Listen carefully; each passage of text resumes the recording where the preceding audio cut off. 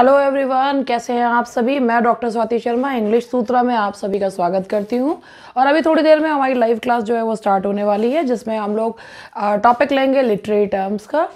और ये तो आप लोगों के लिए तो रिकॉर्डेड फॉर्म में है, लेकिन अभी थोड़ी देर में बस लाइव क्लास जो है मेरे स्टूडेंट्स के साथ स्टार्ट हो रही है। तो देखिए एंड एन्जॉय कीजिए लिटरेरी टर्म्स को। चलिए 1 मिनट का समय दीजिए मुझे।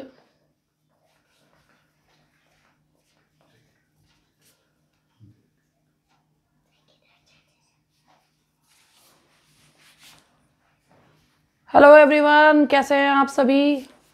कौन कौन आ गया है भाई। अभी तो बहुत कम लोग आए हैं। बढ़ रहे हैं। वैशाली, दिव्या, सुमन, आकांक्षा, सोनिका, आरिफा, सभी लोग आ गए हैं। आज यूट्यूब पे भी देखना, यूट्यूब के लिए भी रिकॉर्डिंग जो है वो चल रही है। तो हाँ भाई, आप लोग मुझे ज़रा ये बता दीजिए। बीनू भी आ गई है। Good evening, good evening, good evening everyone. चलिए बताइए। Yes, good evening everyone.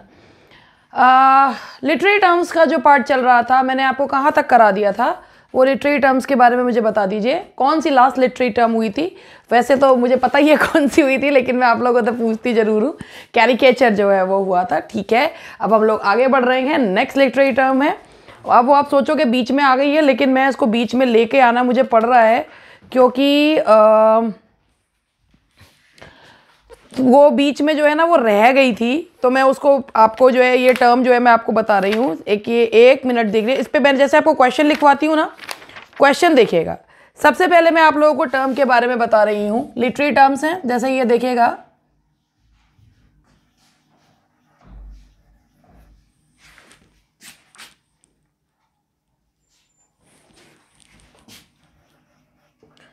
अब ये बताओ, पहले आपने इस टर्म के बारे में सुना है, बाउडलरिज्म। आज आपकी तबीयत कैसी है मैम। यार तबीयत तो ना बात ही होती है ना, बहुत ज़्यादा ना वो दिक्कत हो जाती है ना, तो उसके बाद फिर जो है थोड़ा सा आराम करते हैं, दवाई ववाई लेते हैं, ठीक हो जाती है। हाँ बताओ, बाउडलरिज्म टर्म के बारे में आप लोगों ने सुना है, क्या है ये। सुना है शायद। अच्छा हाँ, मैंने ही पढ़ाया होगा तभी सुना होगा तुमने। अच्छा देखो भाई, और किसी ने सुना है बाउडलरिज्म के बारे में।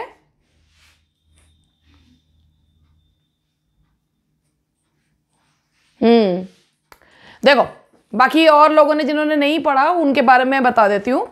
देखो, ये जो पहली बात है, ये टर्म दी किसने है। सबसे पहले तो हम इसके बारे में जानेंगे। ये टर्म दी थी थॉमस बाउडलर ने। ये एलटी में पढ़ाई थी मैंने, तो इसलिए इन्हें पता है कि जो एलटी में पढ़े थे मुझसे, थॉमस बाउडलर ने ये टर्म दी थी। और क्या थी ये टर्म, उसने ये था, ये इसके बारे में समझिए। जैसे हम कोई मूवी देखते हैं या कोई भी चीज़ देखते हैं, उनमें से कुछ ऐसे पार्ट्स जो ऐसा लगता है कि भाई ये परिवार के साथ देखने लायक नहीं है, या कोई ऐसा डायलॉग जो ऐसा लगता है कि भाई सभी लोगों के लिए सही नहीं है, जब उसे हटा देते हैं तो उसे सेंसर करना कहते हैं। तो बाउडलर ने क्या करा था कि विलियम शेक्सपियर के प्लेज के में से कुछ ऐसे डायलॉग्स और सीन्स जो हैं उसने एक्सपर्जेट करे थे, जो ये माना जाता था कि भाई ये परिवार के साथ बैठ के पढ़ने लायक, रीडिंग अलाउड करने लायक नहीं है, जो लोगों को ऑफेंसिव लग सकते हैं। तो उस टर्म को क्या कहा गया, जो ये है बाउडलरिज्म जो है, उस टर्म को कहा गया, that term is known as bowdlerism. यानी कि अगर भाई, क्योंकि ये इससे जुड़ा हुआ कौन है, थॉमस बाउडलर। उसने शेक्सपियर के प्लेज में से वो वर्ड्स, वो चीज़ें हटाई जो लोगों को ऑफेंसिव लग सकती थी, या जो ये माना जाता था कि भाई वो रीडिंग अलाउड करने के लिए एप्रोप्रिएट नहीं है। तो उसको क्या कर दिया गया, हटा दिया गया। उस हटाने को आगे से जब ऐसी कोई भी चीज़ हटाई जाए, ऐसा सीन, डायलॉग कुछ भी हटाया जाए, तो वो टर्म ही बन गई बाउडलरिज्म। वो टर्म जो है वो बन गई। तो बताओ भाई, यहां तक मेरी बात अगर समझ में आ गई हो तो बताओ। मेरी बात समझ में आ गई हो तो बताओ कि बाउडलरिज्म क्या होता है। Answer answer.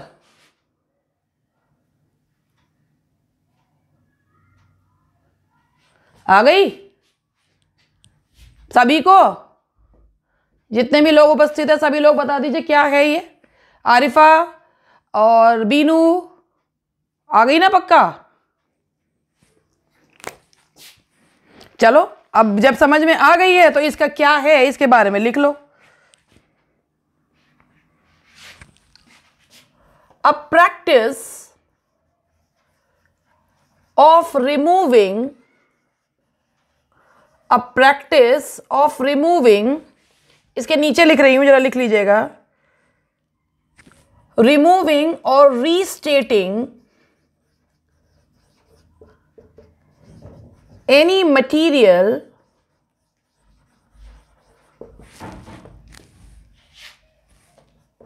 in a text which may be offensive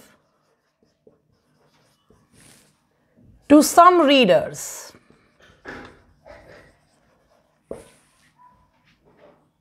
It's a kind of censoring.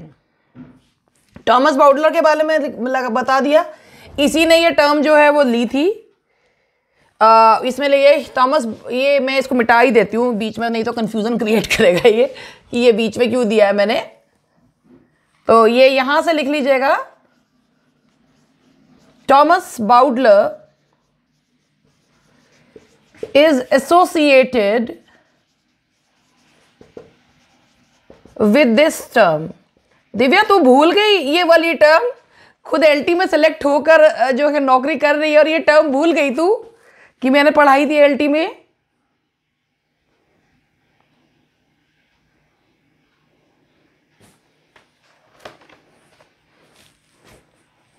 तो यहां पर ये लिख लीजिएगा कि बाउडलरिज्म है क्या।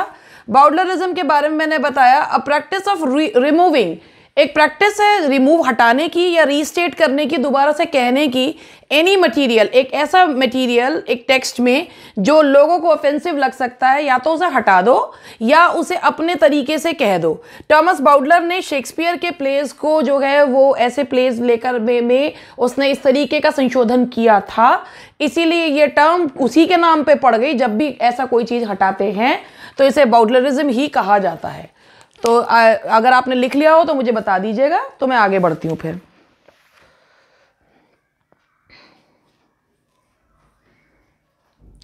ध्यान है, मैं टाइप करती हूँ उससे पहले ही वैशाली ने लिख दिया, फिर मैंने टाइप नहीं किया। अच्छा, वही तो मैं सोच रही हूँ, मेरा टर्म्स पढ़ा है, ऐसा तो होता नहीं याद ना रहे। चलो अब बताओ, यहां तक अगर समझ में आ गया हो तो मैं आगे बढ़ूं फिर।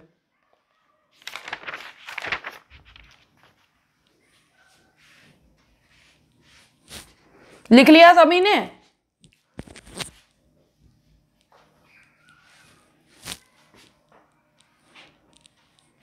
ठीक है, चलो अब हम नेक्स्ट पढ़ते हैं। नेक्स्ट टर्म है, अब ये वाली टर्म जो है ये मतलब वैसे तो नई नहीं है, लेकिन आप लोगों ने अगर सुनी हो तो बताइए। क्लिफ हैंगर, क्लिफ हैंगर, बताइए ये सुनी है टर्म क्लिफ हैंगर?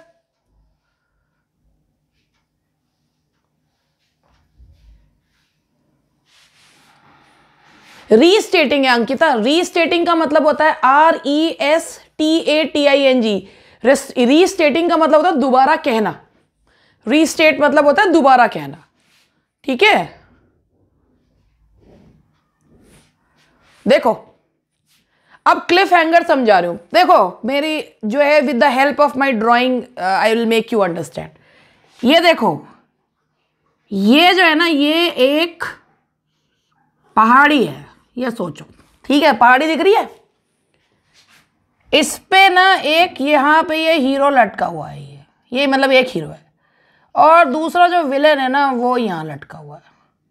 अब इसने अपना हाथ दिया और इसने भी अपना हाथ दे रखा है, ठीक है, दिख रहा है, ये मेरा ड्राइंग दिख रहा है तुमको, दिख ही रहा होगा, इसमें क्या पूछना मुझे।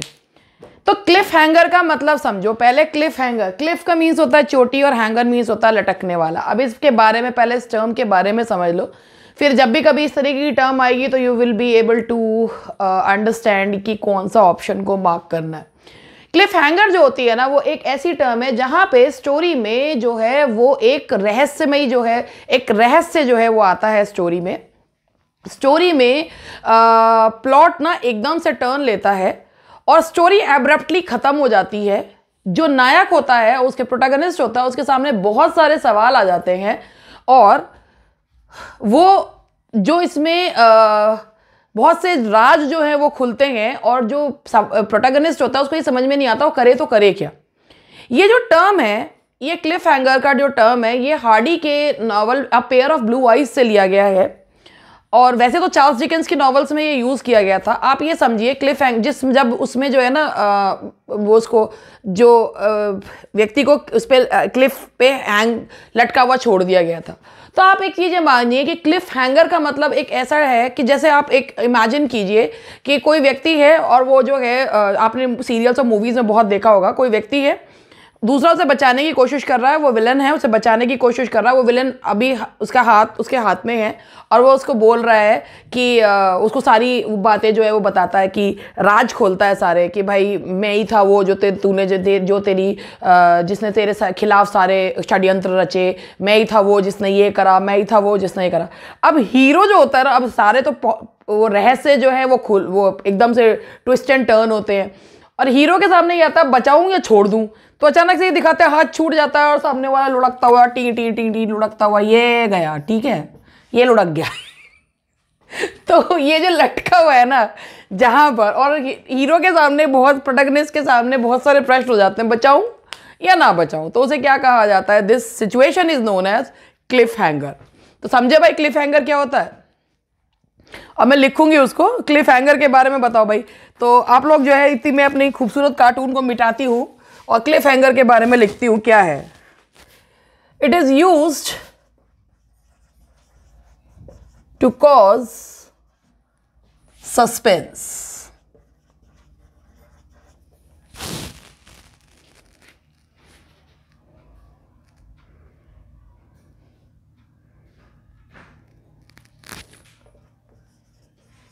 The main character is confronted with a shocking revelation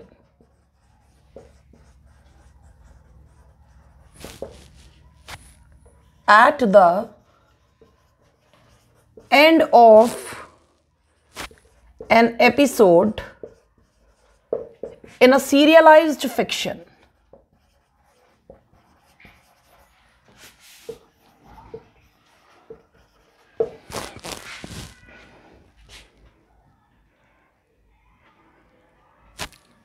This term originated in 1873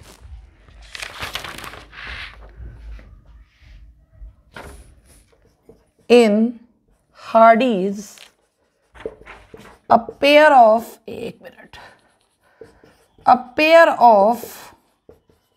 Blue Eyes, जिसमें क्यूट ड्राइंग है।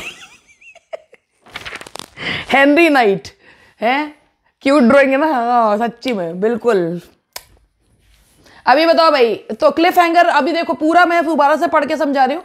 It is use to cause suspense, ये एक डिवाइस है जो कि सस्पेंस क्रिएट करने के लिए होती है। चार्ल्स डिकेंस विक्टोरियन एज में ही स्टार्ट हुई थी, इसमें चार्ल्स डिकेंस ने अपने नॉवेल्स में इसको यूज़ किया है। हालांकि आई थी हार्डी के नॉवल से जिसमें जो हेनरी था वो a pair of blue eyes में उसे क्लिफ से लटकता हुआ छोड़ दिया गया था।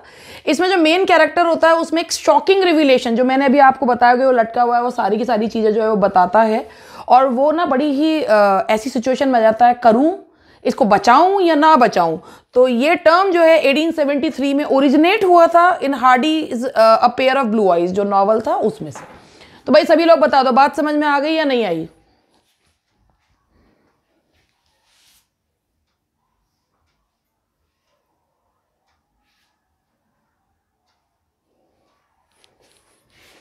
समझ गए अच्छे से।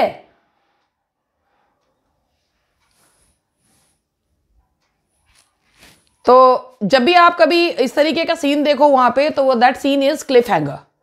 भाई एक सीरियलाइज्ड फिक्शन चलता है। सीरियलाइज्ड फिक्शन का मतलब होता है जिसमें सीरियल से जो है मतलब एपिसोड से बटी हुई कहानी होती है, और उस कहानी का जो अंत होता है वो इससे एकदम से टर्निंग ट्विस्ट एंड टर्न आते हैं और उसमें ये एक शॉकिंग रिविलेशन होता है, एक सस्पेंस क्रिएट करने के लिए होता है, तो that is known as cliffhanger. हालांकि क्लिफ हैंगर टर्म जो है वो बिल्कुल बहुत सारे एक शॉकिंग रिविलेशन के अब जो यूज किया जाता है वो शॉकिंग रिविलेशन के तौर पे यूज किया जाता है। ये टर्म जो मैंने आपको जो बना के दिखाया, ये टर्म जो था वो हार्डी के उससे लिया गया है, जिसमें जो उसको व्यक्ति को क्लिफ पे जो है वो लटका हुआ छोड़ दिया जाता है, उसमें से टर्म जो है ये आया है। तो एक शॉकिंग रिविलेशन के लिए, सस्पेंस क्रिएट करने के लिए ये टर्म यूज होता है। चलो भाई आगे बढ़ते हैं। अब एक चीज ये देखो, नेक्स्ट है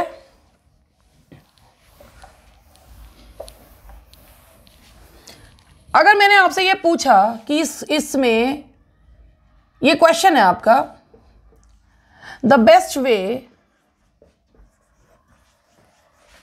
to learn a language is to speak it.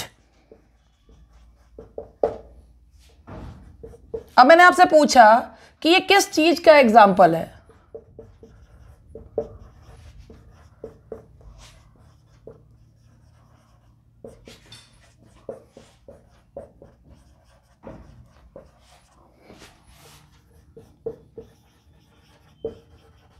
बताओ भाई ये किस चीज का एग्जाम्पल है। The best way to learn a language is to speak it.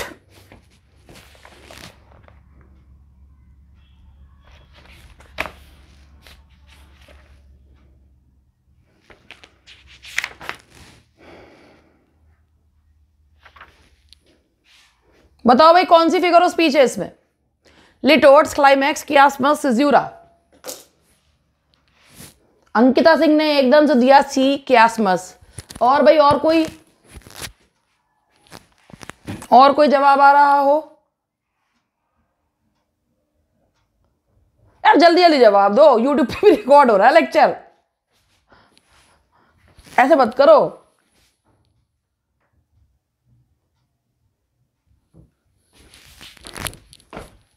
कोई और बता रहा है? चलो नहीं बता रहे, मुझे पता है अभी सोच के बैठे हो हम ये कह देंगे कि हमारा तो नेटवर्क नहीं आ रहा था मैम, इसलिए हम जवाब नहीं दे रहे थे।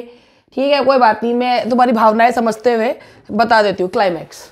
ठीक है, अब सबसे पहले क्लाइमैक्स के बारे में समझेंगे, ये आपके उसमें नोट्स में दिया हुआ भी है। क्लाइमैक्स के बारे में समझा रही हूँ। क्लाइमैक्स एक ग्रीक टर्म है, इसका मीनिंग होता है लैडर। ठीक है, ग्रीक टर्म है जिसका मतलब होता है लैडर। अब इसमें भी ये समझिए कि इसमें जो आपका एक्शन होता है ना, वो एक्शन जो होता है ना नीचे से ऊपर की ओर जाता है। कैसे जाता है? नीचे से ऊपर की ओर, असेंडिंग ऑर्डर में होता है। यानी कि सबसे पहले जो भी आपको जो चीज़ें बतानी होती हैं, जो घटनाओं का क्रम होता है ना, वो छोटे से बड़े की तरफ निकाल लगाते हैं। एंटी क्लाइमैक्स या बेथोस जो होता है वो उसका उल्टा होता है। इसमें क्या करते हैं, छोटे से बड़ा क्रम जो है वो बताया जाता है, तो इसको कहते हैं क्लाइमैक्स जो होता है वो असेंडिंग ऑर्डर में बताया जाता है। पहली चीज असेंडिंग ऑर्डर में बताते हैं, ये असेंडिंग ऑर्डर में बताया जाता है। ओके, पहली बात असेंडिंग ऑर्डर के साथ इसका मतलब है कि भाई अब इस एग्जाम्पल को समझते हैं छोटे से बड़े के क्रम में। The best way to learn a language is to speak it. To learn जो है वो फर्स्ट स्टेप है, to learn is first step, और उसका आखिरी स्टेप क्या होगा? To speak, last step. यानी कि जब हम स्टेप बाय स्टेप चलते हैं तो कोई भी आप ये चीज़ देखिए, the best way to learn a language, ये एक काफ़ी इंपॉर्टेंट जो है वो आपकी लाइन है। इसमें से पूछा तो कई बार लोग कंफ्यूज हो जाते हैं, how it can be climax. तो क्लाइमैक्स इस तरीके से है, क्लाइमैक्स में क्या होता है, चीज़ों को छोटे से बड़े के क्रम में लगाते हैं। जब हम बोलना शुरू करते हैं ना, वो पहला क्रम है, मतलब सीखना शुरू करते हैं, वो पहला जो है वो पायदान है, और जो आखिरी पायदान होता है वो होता है बोलना, है ना। तो इसीलिए ये पहला पायदान, ये आखिरी पायदान, तो इसीलिए इसमें छोटे से बड़े के क्रम में लगा रहे हैं। इसीलिए ये फिगर ऑफ स्पीच कौन सी है? That is climax. तो भाई बताओ, बात समझ में आ गई तो बताओ, नहीं आई तो मैं फिर बताऊंगी। अब आप इसमें मैं आपको एक एग्जाम्पल और देती हूं।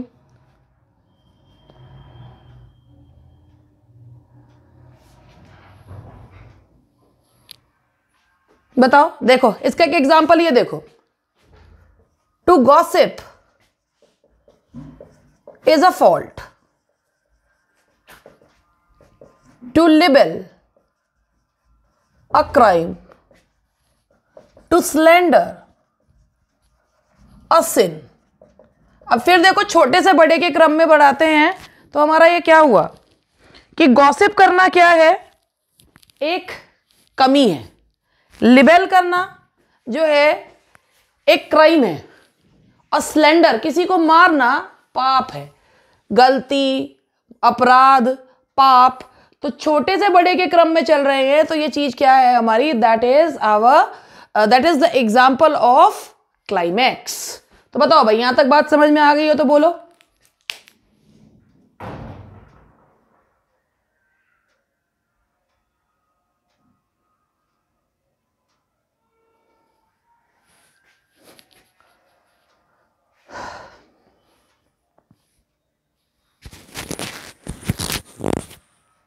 हाँ जी बताइए, तो मैं इसको रब कर दूं और आगे बढ़ूं।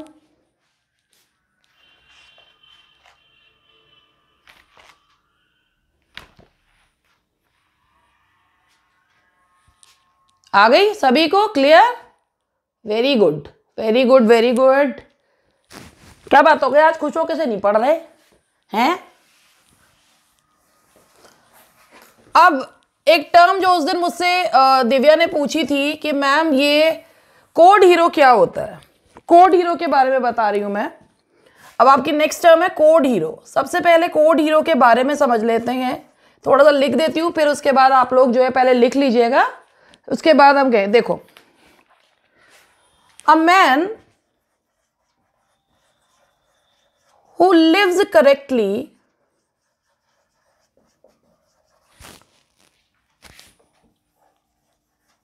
following the ideals of honor, courage and endurance in a world that is sometimes chaotic.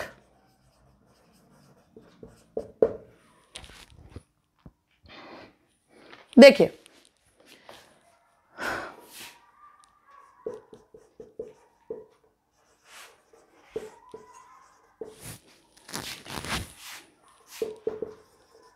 It is associated with Hemingway.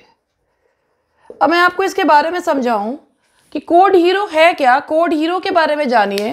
और उस दिन मैंने आपको बायरॉनिक हीरो बताया था, अगर आपको याद हो तो बायरॉनिक हीरो में मैंने आपको बताया था कि सैटर्न, मिल्टन के पैराडाइज लॉस्ट में सैटर्न एक बायरॉनिक हीरो है। द बायरॉनिक हीरो इज वन जिसके अंदर हीरो वाली कोई भी क्वालिटी नहीं होती है, जो एंटी हीरो होता है, जिसका काम कभी भी अच्छा करना नहीं होता, जिसके अंदर कोई हीरो वाली क्वालिटी नहीं होती, that is known as Byronic hero. Frail, futile, जो इस तरीके का हीरो होता है।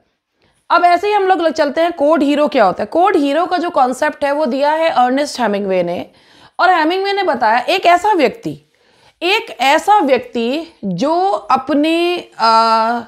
अपने जो है जैसे कहना चाहिए, एक मिनट, ये करेज की स्पेलिंग मैंने गलत लिख दिया जरा, COURAGE है, जो अपने उसूलों से बिल्कुल भी उसूलों से हटता नहीं है, जो अपने उसूलों पे चलता है, और उस वर्ल्ड में जो कि जिसमें समटाइम्स क्योटिक, जिसमें असमंजस की स्थिति होती है, ऐसी स्थिति में भी जो अपने उसूलों पे टिका रहता है और इस वजह से वो अक्सर सफ़र करता है, उसे क्या कहते हैं। और इस समटाइम्स क्योटिक, और वो व्यक्ति हमेशा इस वजह से बहुत परेशानी झेलता है, उसे क्या कहते हैं, code hero. A code hero is a man who always follows the path of truthfulness and honor and dignity, and he never wants to get deviated from that path. वो उस पाथ से, उससे जो है डिगता नहीं है, चाहे उसे कोई भी डिगाने की कोशिश करे। तो उस ऐसे हीरो को कोड हीरो कहते हैं। लेट्स टेक द एग्जांपल, मान लीजिए कोई व्यक्ति है जिसने अपनी जिंदगी में कभी भी he never accepted bribe in his life, तो वो ये सोचे कि भाई उसने कभी उस ब्राइब ना लेने की वजह से उसे ज़िंदगी में बहुत सारी जो है वो परेशानी जो है वो झेलनी पड़ी, जैसे कि उसका ट्रांसफ़र अक्सर होता रहा, जैसे कि उसके बच्चे कभी बहुत महंगे स्कूल में नहीं पढ़ पाए और बहुत सारी चीज़ें। तो एक ऐसा व्यक्ति जो अपने प्रिंसिपल्स पे टिका हुआ है, लेकिन चूंकि उस प्रिंसिपल को सभी लोग नहीं मानते तो उसे ज़िंदगी भर परेशानी उठानी पड़ती है, तो ऐसे हीरो को क्या कहा जाता है? Code hero. जो अपने उसूलों पर टिका रहता है, लेकिन वो उसूलों की वजह से, हाँ ऑपोजिट, बिल्कुल सही, ऑपोजिट हीरो के, देखो वो उसमें हीरो वाली कोई क्वालिटी नहीं होती, और कोड हीरो जो होता है वो सफ़र करता है अपनी इन क्वालिटीज़ की वजह से। ये कॉन्सेप्ट दिया था हेमिंगवे ने।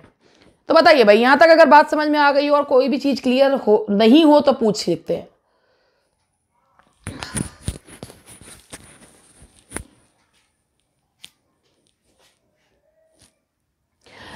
लिटरेरी टर्म्स जो होती हैं, अभी जो लोग जो हैं मुझे यूट्यूब पे देख रहे होंगे उन्हें लग रहा होगा कि भाई इतनी देर में इतनी लिटरेरी टर्म्स हुई। तो लिटरेरी टर्म्स जो हैं वो टाइम ले लेती हैं, क्योंकि एक एक कॉन्सेप्ट समझाना पड़ता है, और अगर ये आपको भी ईजी लगती है तो I am trying my level best to make you understand. और थोड़ा टाइम ले लेती हैं और थोड़ा मुझे समझाने की भी आदत है, इसलिए। ठीक है भाई, ओके, बहुत अच्छी बात है, समझ में आ गया। चलो आगे बढ़ते हैं, कोड हीरो भी हो गया, अब आगे बढ़ते हैं। अब चलो आगे बढ़ेंगे, नेक्स्ट लेंगे हम, देखो कौन सा है नेक्स्ट। हाँ जी, सबसे पहले हम लेते हैं कि who characterised characters into flat and round।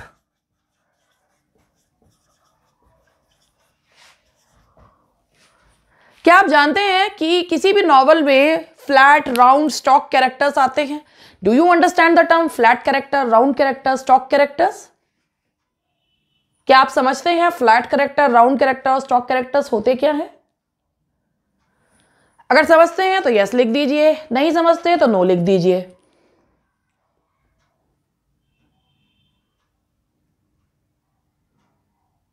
नहीं समझते?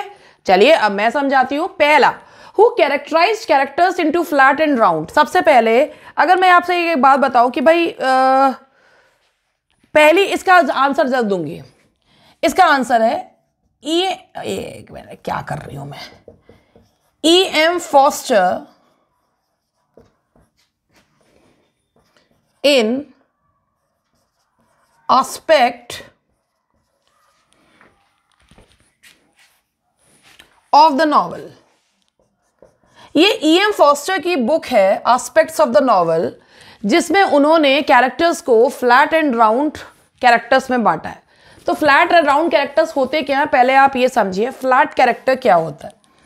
पहले मैं समझा दूं, फिर उसके बाद फ्लैट, राउंड, स्टॉक, ये तीन कैरेक्टर्स के बारे में मैं आपको बताऊं। एक ऐसा कैरेक्टर जिसके अंदर एक या दो विशेषताएं होती हैं, जिसके बारे में हमें पता होता है अरे यार ये नेक्स्ट क्या करेगा, उसे क्या कहते हैं? Flat character. देखो इसका एग्जांपल लो, जैसे कि whenever you watch any serial, मैं सीरियल कह रही हूँ, या whenever you watch any movie, जैसे आपने सुना होगा कुछ कैरेक्टर्स ना टाइप्ड कैरेक्टर्स हो जाते हैं। आप कोई सीरियल देख रहे हो, उस सीरियल में जो कैरेक्टर है, जो मुख्य कलाकार है, जो बहुत ही अच्छा है, अगर मान लो गलती से उस व्यक्ति से, वो व्यक्ति अपने उसूलों का पक्का है, सब कुछ है, उस कैरेक्टर के अंदर कोई चेंजेस नहीं होते। इवन आप ये भी, जैसे मान लो उसको ये पता चल गया कि सामने वाले व्यक्ति ने मेरा बुरा करा है, मगर आप पहले ही, जो ऑडियंस है ना, वो पहले ही प्रेडिक्ट ये कर लेंगे, ये नहीं बताने की किसी को जाकर, she won't let anyone know कि भाई इसके साथ हुआ क्या। हमें पता है ना, हमें मालूम है यार ये इतनी अच्छी है, कई बार उनकी अच्छाई पे हमें गुस्सा आने लगता है। ठीक है, हमें ये पता होता है कि भैया ये इतना अच्छा इंसान को होना नहीं चाहिए, तो वो क्या करेंगे, हमें मालूम है कि ये अगला मूव इनका क्या होगा। उनके अंदर वो पूरे, जब से नॉवल शुरू होता है, जब से ड्रामा शुरू होता है, उनके अंदर एक या दो ही कैरेक्टरिस्टिक्स होती हैं, ना तो वो चेंज होते, और हमें ये पता रहता है आगे ये करेंगे क्या, तो उसे, हाँ बिल्कुल सही जवाब तो जो है वो क्या हो गया, वो कैरेक्टर कैसा है? Flat character. ठीक है, फ्लैट कैरेक्टर कहते हैं। अब होता है राउंड कैरेक्टर। क्या होता है राउंड कैरेक्टर? वो होता है जो पूरे घटनाक्रम के दौरान जिसके जो बिल्कुल ह्यूमन बींग्स की तरह ही जैसे हम लोग होते हैं बिल्कुल उन्हीं की तरह होता है। मल्टी डायमेंशनल होता है जिसके कई फेसेट्स होते हैं, जो ग्रो करता है, जिसके अंदर चेंजेस आते हैं वो, और वो अपने बिहेवियर से पढ़ने वाले को, देखने वाले को जो आश्चर्यचकित कर देता है, उसे क्या कहते हैं? Round character. वो राउंड कैरेक्टर है। अब राउंड कैरेक्टर के बारे में अगर आप समझें तो राउंड कैरेक्टर ऐसे है कि जैसे कि भाई अगर एक कोई व्यक्ति बुरा है और बुरा ही कर रहा है तो वो भी फ्लैट कैरेक्टर है, कोई व्यक्ति अच्छा है और वो अच्छा ही कर रहा है तो वो भी फ्लैट कैरेक्टर है। लेकिन अगर कोई बुरा है और अचानक से उसके अंदर वो ग्रो करता है, अच्छे की उसमें दी जाती है और वो ग्रो करता है, जैसे हम लोग होते हैं ह्यूमन बींग्स जो होते हैं भाई, हमारे व्यक्तित्व में ना तो हम पूरी तरीके से अच्छे होते हैं ना हम पूरी तरीके से खराब होते हैं, ग्रे शेड होता है हमारे अंदर।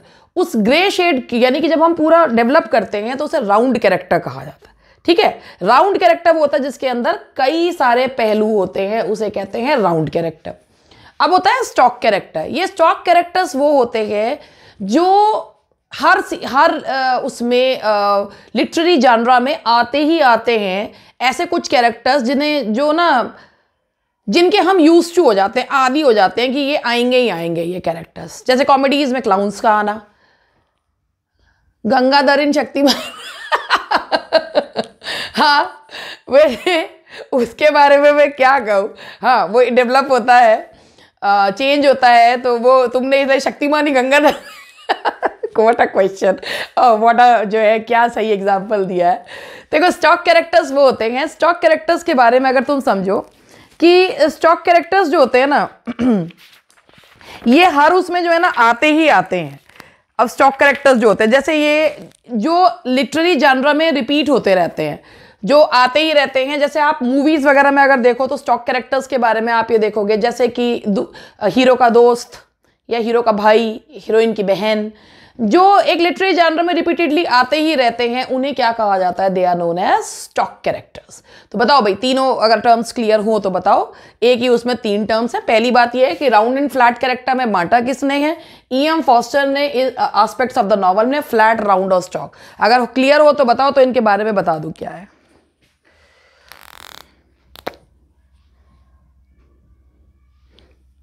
बताओ ये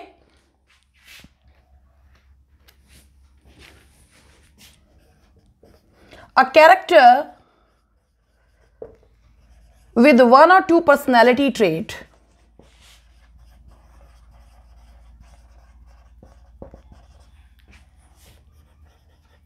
इसको मिटा देती हूँ। with 1 or 2 personality trait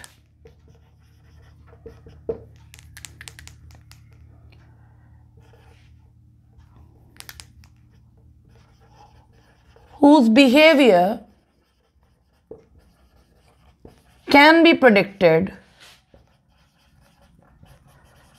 is known as flat character। हाँ बिल्कुल सही है, ऐसे ही जो आते ही आते हैं, जो हम अधिक रिपीटेड होते हैं, जो रिपीट होते रहते हैं ना, उन कैरेक्टर्स को क्या कहा जाता है? फ्लैट कैरेक्टर्स, स्टॉक कैरेक्टर्स कहा जाता है, जो रिपीटेडली आते ही रहते हैं। आप तो खूब ध्यान से सुन रही है।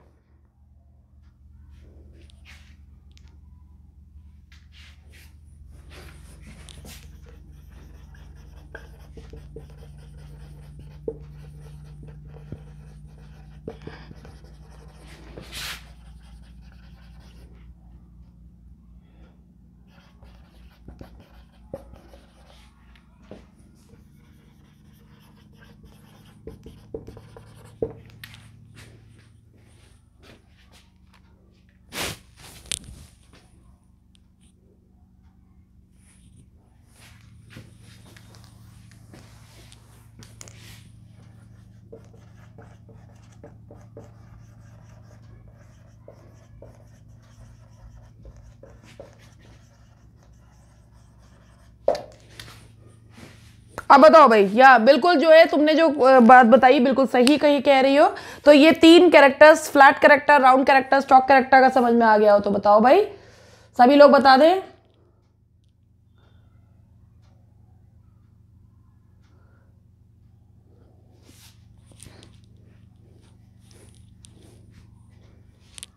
अलका बड़ी लेट आई भाई, हाँ जी, सभी लोग बता दीजिए कि सबको समझ में आ गया या नहीं आया। भाई पता जरूर दिया करो, stock character, round character, flat character. भाई बताओ, did you get the point और नॉट? अगर बात समझ में आई है तो बताओ, नहीं आई देखो एक ही थी, मैंने इससे 4 क्वेश्चन बताए। फ्लैट कैरेक्टर क्या होता है, राउंड कैरेक्टर क्या होता है, स्टॉक कैरेक्टर क्या होता है, और इसके अलावा किसने कैरेक्टर्स को राउंड एंड फ्लैट में बांटा है। तो याद रहेगा सभी को या नहीं रहेगा? है भाई, याद रहेगा? भाई सोनिका बात समझ में आई नहीं आई? आ गई सोनिका ने तो पहले ही लिख दिया था बेचारी ने। क्लियर है?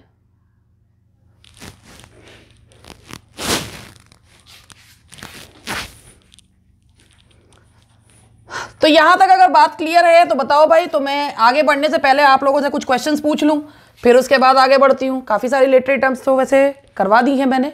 बताओ भाई,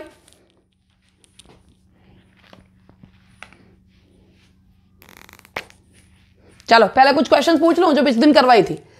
अब क्वेश्चन है, कार्पे डाइम का क्या मतलब होता है? कार्पे डाइम मीन्स, लिखना नहीं है कुछ भी, मैं पूछ रही हूं बस, बीच बीच में पूछूंगी मैं। Carpe diem means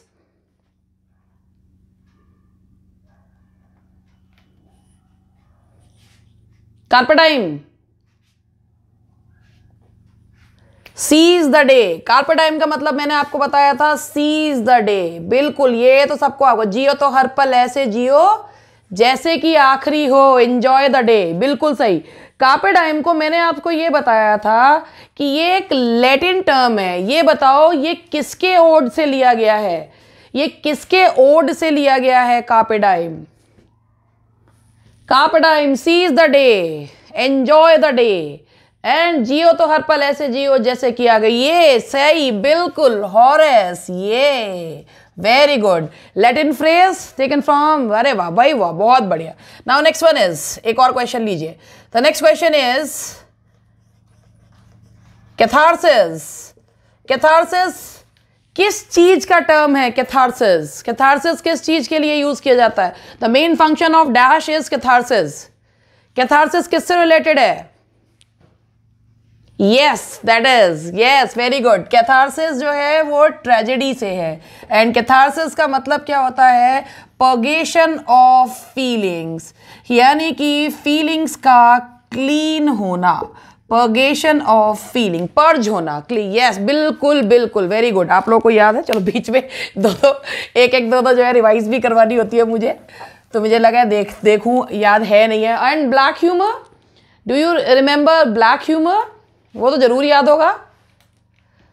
black humour का जो टर्म है वो किसने दिया है? आंद्रे ब्रेतन ने दिया है ब्लैक ह्यूमर। और अभी मैं अब आप लोगों को करवा रही हूँ डार्क कॉमेडी के बारे में बता रही हूँ। 1 मिनट का समय दे दीजिए जरा। चलो भाई डार्क कॉमेडी करवाती हूँ। बस क्वेश्चन लिखना है डार्क कॉमेडी का, तो इसलिए मुझे देखना पड़ रहा है। कहाँ गया डार्क कॉमेडी? चलिए डार्क कॉमेडी का क्वेश्चन ले लेते हैं पहले।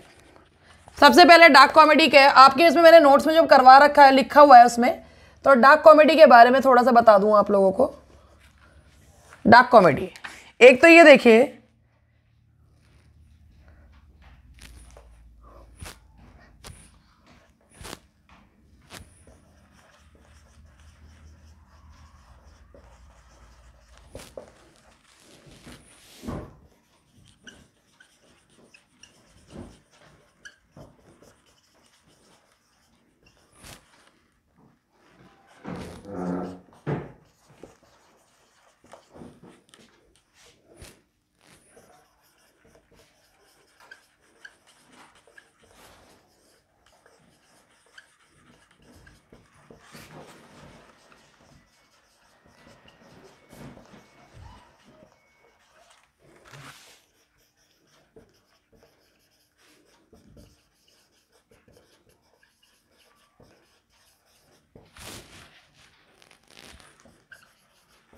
अब इसमें एक ये और जुड़ गई है। देखिए सबसे पहले मैं डार्क कॉमेडी का आपको डेथ और डिजीज को ह्यूमरस वे में कहना, अरे वाह बहुत बढ़िया, वेरी गुड सुमन। अब एक चीज डार्क कॉमेडी के बारे में सुन लो। डार्क कॉमेडी जो टर्म है ना, ये 19वीं सेंचुरी में आया था ये टर्म, इससे पहले ये टर्म नहीं था। जब शेक्सपियर ने प्लेज लिखे तो उसने कॉमेडी और ट्रेजेडी और हिस्ट्री प्लेज में बांटा। उनके हिसाब से डार्क कॉमेडी वाला कॉन्सेप्ट कुछ भी नहीं था। अगर किसी चीज़ का अंत अच्छा है तो वो कॉमेडी है, किसी चीज़ का अंत खराब है तो दैट इज़ ट्रेजेडी है। ये तो 19th सेंचुरी में जो ये देखिए जेएल स्टाइन ने एक बुक लिखी the dark comedy. The dark comedy, ये है बुक का नाम, the dark comedy the development of modern comic tragedy. ठीक है, ये जेएल स्टाइन ने डार्क कॉमेडी टर्म ही इन्होंने यूज़ करा और इन्होंने शेक्सपियर के कुछ प्लेज को डार्क कॉमेडीज में लिया जाता है। मर्चेंट ऑफ वेनिस इससे पहले कभी नहीं लिया गया था, ये बाद में ही लिया गया। The Merchant of Venice, Measure for Measure, All is Well that Ends Well and the Winter's Tale, ये जो है वो डार्क कॉमेडी में आते हैं। अब जी ये डार्क कॉमेडी होती क्या है?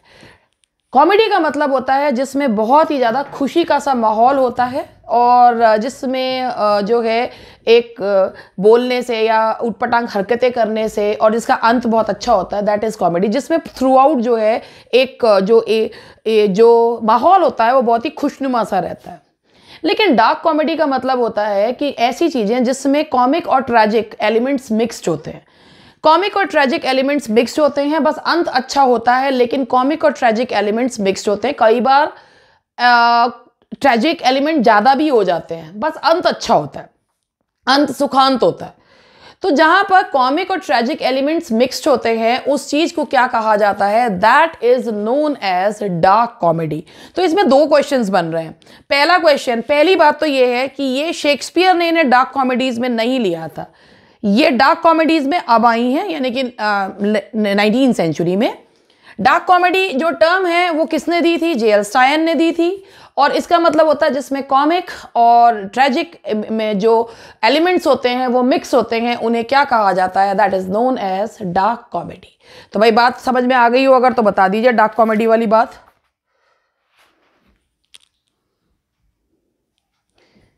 जिसमें सभी चीज होती है, दुख भी होता है, खुशी भी होती है, रेचेडनेस भी होती है, डिस्पेयर भी होती है, that is known as dark comedy. तो चलिए भाई बताइए डियर स्टूडेंट्स कि यहां तक मेरी बात समझ में आई या नहीं आई? आ गई सबको?